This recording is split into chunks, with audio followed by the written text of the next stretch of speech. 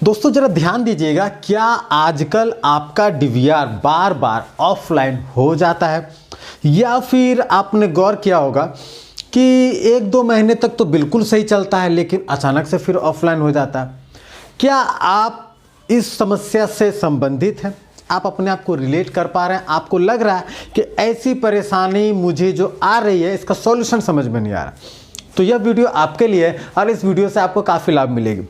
खासकर जियो का giga fibre आपने लगा लिया या फिर एयरटेल का एक्सट्रीम आपने लगा लिया, यानी कि हाई स्पीड इंटरनेट भी ले लिया, मोबाइल पे बिल्कुल सही चल रहा है वाईफाई से, लैपटॉप पर भी सही चल रहा है, लेकिन आपका डीवीआर ऑनलाइन नहीं होता या फिर होता भी है तो फिर ऑफलाइन हो जाता, फिर ऑनलाइन होता, आप रिबूट करते हैं तो इस तरह के काफ़ी कमेंट आ रहे हैं और लाइव में काफ़ी क्वेश्चन मुझसे पूछे जा रहे हैं, तो मैंने सोचा कि इससे रिलेटेड एक वीडियो तो बनता है। शुरू करते हैं इस वीडियो को। चैनल को सब्सक्राइब जरूर कर दीजिएगा, वीडियो को लाइक जरूर कर दीजिएगा। सबसे इंपॉर्टेंट पार्ट वो आप ध्यान दीजिएगा, सबसे इंपॉर्टेंट पार्ट, अक्सर ये समस्या जियो के गीगा फाइबर या एयरटेल एक्सट्रीम के साथ आ रही है। कंडीशनली कभी कभी जो है आपका राउटर से भी आपने किया 4G वाला राउटर यूज़ किया, उसमें भी यह समस्या अगर आ रही है तो भी यह वीडियो आपको काफ़ी हेल्प करेगा। अब ऐसा क्यों हो रहा है, इसके पीछे एक कारण देखिए। खासकर मैंने देखा है कि जियो से जब आप ऑनलाइन करते हैं या किसी ब्रॉडबैंड से करते हैं या फिर उन्होंने अपना कोई राउटर दिया है, तो जब वेदर ख़राब होता है, जब मौसम ख़राब होता है, तो कभी कभी ये चीज़ें होती हैं कि उनका जो मेन सर्वर होता है उस सर्वर से वो चेंज करके दूसरे सर्वर से वो कनेक्शन देते हैं। शायद ये एक बहुत बड़ा कारण है, क्योंकि मैंने ये चीज़ें तब नोट की जब DHCP जब इनेबल किया जाता है तो उस समय जो IP होती है, IP ऑटो असाइन करता है, आपको पता ही है, लेकिन पहले जो आपका IP असाइन किया था वो बिल्कुल अलग है। तो जब ये चीज़ें होती है तो फिर ऑनलाइन हो जाती है, बट 1-2 महीने के बाद फिर से ऑफलाइन, फिर से जब आप जो है असाइन करते हैं उसका जो IP है उस जियो के राउटर का उससे जो कनेक्ट होता है तो फिर IP चेंज होता है। यानी कि कहानी बिल्कुल है कि IP बार बार जो है चेंज हो जा रही है, यानी IP कॉन्फ्लिक्ट से रिलेटेड एक समस्या उत्पन्न हो जाती है जो कि सॉल्यूशन नहीं बन पाता सभी से।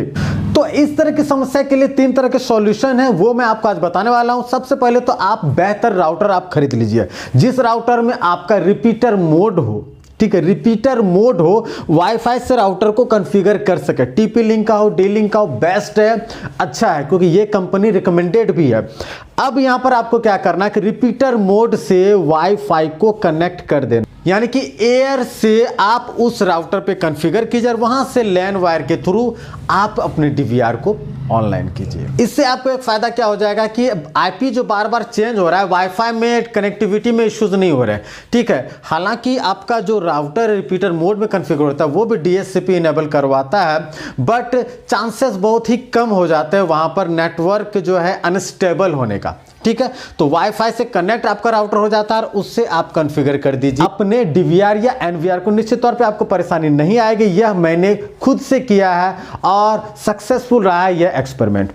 अब जो दूसरी चीज़, काफ़ी पहले मैंने एक वीडियो बनाई थी, आप जो गूगल पे सर्च कर सकते हैं, यूट्यूब पे भी सर्च कर सकते हैं, आपको टॉप पे मेरी वीडियो दिखाई पड़ेगी, जहां पर डीवीआर ऑफलाइन वाली समस्या पर मैंने बात की थी कि मैक एड्रेस, अगर जो पहला वाला मैंने तरीका बताया उससे भी नहीं हो रहा तो राउटर में मैक एड्रेस को, डीवीआर की मैक एड्रेस यानी DHCP आप डिसेबल कीजिए और राउटर की जो मैक एड्रेस और डीवीआर या एनवीआर का जो मैक एड्रेस है उसको राउटर में कॉन्फ़िगर कर दीजिए।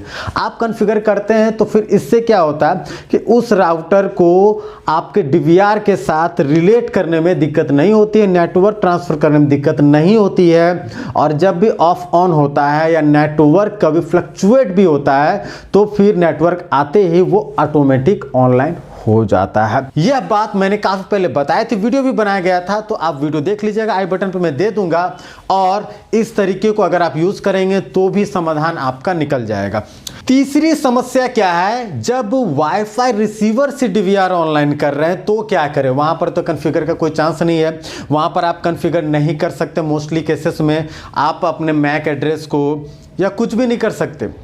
तो यहाँ पर अक्सर मैंने देखा है जो वाईफाई रिसीवर है वो लोकल ब्रांड, दिल्ली मेड या फिर कोई भी ऐसे ब्रांड को परचेज कर लेते हैं जो तत्काल तो डीवीआर को ऑनलाइन कर देते हैं, मगर कुछ दिनों के बाद जब डीवीआर हीट होता है, एनवीआर हीट होता है, तो वो ऑफलाइन हो जाता है।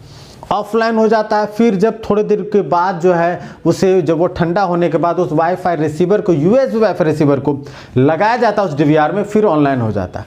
तो ये भी एक समस्या है। आप डी-लिंक, टीपी-लिंक बड़े ब्रांड के जो कि बेहतर है 700 प्लस वाले आप यूज़ कीजिए, वो ज़्यादा अच्छा है।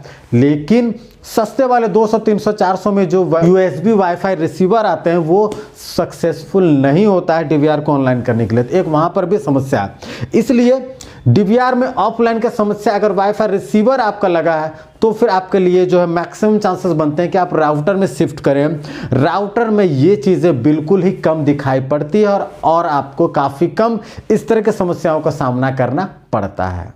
तो चलिए बने रहिएगा वाईफाई सिक्योरिटी के साथ। लाइव पे जरूर जुड़िएगा। शाम में 8 बजे या रात 9 बजे मैं लाइव आने की कोशिश करता हूं और डेली आपके प्रॉब्लम का सॉल्यूशन, आपके कमेंट का सॉल्यूशन मैं उस लाइव सेशन में देता हूं। तो लाइव में जरूर जुड़िएगा। वाईफाई सिक्योरिटी को सब्सक्राइब करने के लिए, वीडियो को पूरा देखने के लिए आप सभी का बहुत बहुत धन्यवाद।